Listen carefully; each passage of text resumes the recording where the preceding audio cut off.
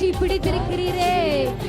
சேர்ந்து சொல்லலாமா? நன்றி ராஜா, நன்றி ராஜா. நல்ல கரங்களை தட்டி வீடுகள சந்தோஷமா ஐயா நன்றி அப்பா. இன்னும் முழு பலத்தோட நன்றி ராஜா, இயேசு ராஜா. முழு பலத்தோட இயேசு